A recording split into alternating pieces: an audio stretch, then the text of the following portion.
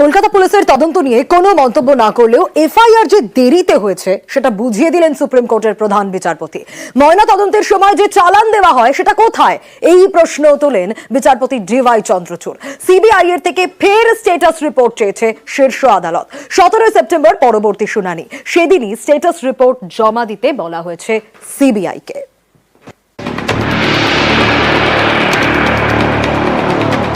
আরজি করে মহিলা চিকিৎসকের ধর্ষণ খুন, জল গড়িয়েছে সুপ্রিম কোর্টে।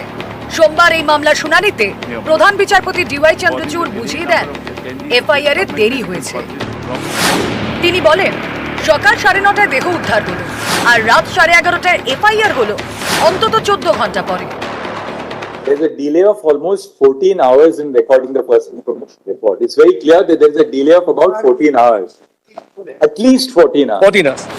প্রধান বিচারপতি এও প্রশ্ন তোলেন, চালান ছাড়াই ময়নাতদন্ত হয়ে গেল। এ প্রসঙ্গে বিচারপতি পারদিওয়ালার মন্তব্য, চালান যদি মিসিং হয় তাহলে বুঝতে হবে কিছু সমস্যা আছে। Sharma, where is the chalan when the dead body was sent for figure out for the postmortem? figure out. You need to explain. Yes, yes, certainly, Manoj. So tomorrow, if this document is missing, Yeah. then something is happening. Yeah, sure, Manoj, sure.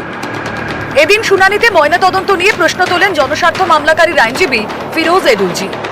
After 6 o'clock in the evening, a post-mortem cannot be conducted anywhere in India and in the state of Bengal when it is a rape and murder. All the 3 doctors are part of the 5 female doctors were present. all are part of the North Bengal lobby. Family. The reason was to get rid of the body.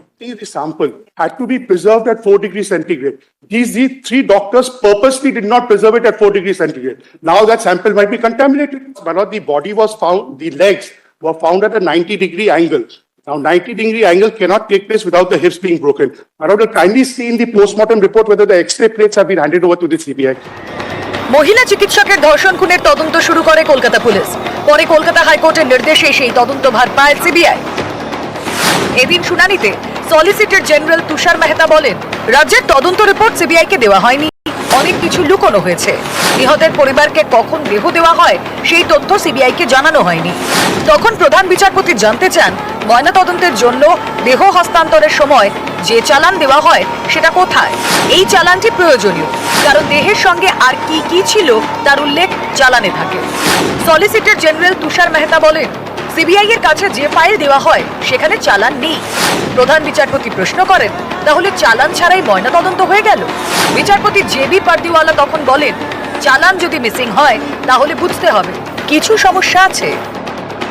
চালান সম্পর্কে প্রথমে বলি, justice পারদিওয়াল এই সম্পর্কে পরের দিনের একটা report চেয়ে পাঠিয়েছেন, মানে বেঞ্চই চেয়ে পাঠিয়েছে। পারদিওয়াল সাহেবের যে বক্তব্য ছিল যে চালান যদি প্রপারলি না থাকে তাহলে একটা ডিসক্রিপেন্সির জায়গা থেকে যাচ্ছে। 6টার পরে পোস্টমর্টম হয়েছে, সেই সময়কার সিনারিওতে একটা আন্দোলন তৈরি হচ্ছিল, মানুষের মনে একটা ক্ষোভ ছিল এবং at that point of time কোনো রকম ডিলে হয়তো মনে হয়েছিল রাজ্য সরকারের কাছে বা পুলিশের কাছে যে ডিলে করে ব্যাপারটাকে স্ট্রেনদেন করার কোনো মানে হয় না। But after sunset rape and murder কেসে পোস্টমর্টম হয় না, এটাই রীতি, এটাই নিয়ম।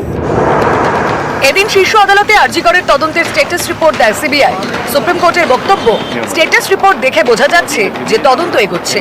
আগামী শুনানিতে নতুন স্ট্যাটাস রিপোর্ট দেওয়ার নির্দেশ দিয়েছে সুপ্রিম কোর্ট। আগামী 17 সেপ্টেম্বর পরবর্তী শুনানি। নিউজ 18 বাংলা।